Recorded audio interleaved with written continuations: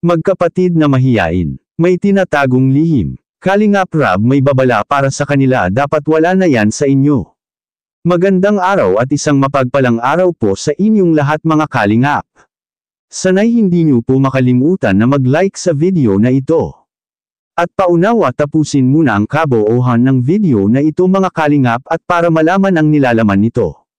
At maraming salamat po mga kalingap sa pagpatuloy na pagsuporta.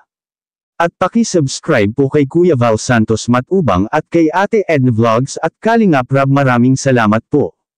Magkapatid na mahiyain. May tinatagong lihim. Kalingap Rab nagbigay ng babala. Dapat wala na yan sa inyo.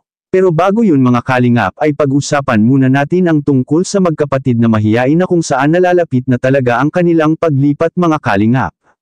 Dahil malapit nang matatapos ang bahay nila, at nagsimula na silang final lahat-lahat doon sa bahay nila.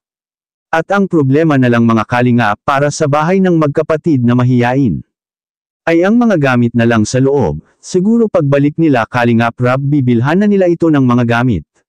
Dahil kasalukuyan pa rin nasa Manila sila Kalingap Rab para i-shoot ang photoshoot ng EDSI doon sa Manila. Siguro pagbalik nila ay ma-ribbon cutting na ang bahay sa magkapatid na mahiyain mga kalingap. Na siyang pinaka hinihintay ng lahat na ma-ribbon cutting ito. Dahil napaka-excitement po nito, at masaksihan na nating lahat kung gaano sila kasaya sa araw na iyon mga kalingap. Ang pinagtaka lang ng mga ilang mga viewers mga kalingap kung bakit ang tatay ng magkapatid na mahiyain ay minsan lang ito nagpapakita sa kamera. Nakapagsabi sila na baka sinasadya ng tatay nila na palaging wala kapag may vlog sila Kalingap Rab at baka may itinatagong lihim ito. Will kung ano man ang rason ng tatay nila mga kalingap ay yun ang hindi pa natin alam at wag po nating pag-iisipan ng hindi maganda ang tatay nila dahil wala po tayong basihan kung ano ba talaga ang rason niya kung bakit hindi siya nagpapakita kapag may vlogs. Siguro may iniwasan lang ang tatay nila dahil naipagsabi ito noon na takot siyang makita siya ng kanyang kapatid. Ngunit hindi naman dapat ikakatakot ito dahil hindi naman masama sana ang intensyon nila Kalingap Rab.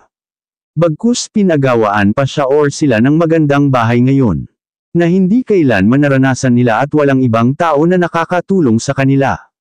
Kundi ang team Kalingap lang at si Kalingap Rab, siguro hindi naman dapat ito ikakatakot kung wala naman talagang itinatagong lihim. Ang gusto rin lang naman na tulad sa ibang mga beneficiary na kanilang mga magulang ay todo suporta at humaharap talaga silang lahat sa kamera. Ang rason lang ni nanay mga kalingap tungkol po dito ay palaging nagtatrabaho ang kanyang asawa sa bundok. Dahil palagi nga itong hinahanap ni Kalingap Rab sa tuwing sila'y magpunta sa bahay ng magkapatid na mahiyain, kaya ang magandang abangan dito ay kung ang tatay nila magpapakita na ba ito mga kalingap sa ribbon cutting ng kanilang bahay, at ito ang kaabang-abang talaga, at sa kabilang dako naman mga kalingap, Kalingap Rab may babala. Ano ito? Yan ang sama-sama nating panuurin sa video. Payag kayo? Doon na kayo mag-aaral? Ikaw, payag ka? Kaysa dito pa kayo magtagal pa kayo dito, no? Baka kung ano pa mangyari sa inyo dito. Pag nakalipat kayo doon, huwag na kayo mahiya. Ano, Chris? Kasi wala naman kayo dapat ikahiya eh. Kasi para lang din kayong mga normal na dalaga na nakikita nyo. No? Pero yun nga, masaya ako para sa inyo magkakapatid.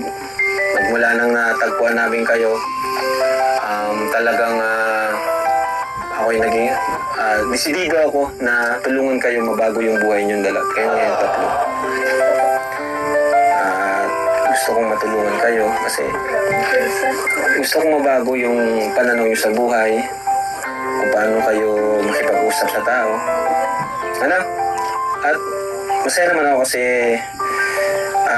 nakikita namin yung improvement, yung progress natin. So, yun. Wala pa natin sa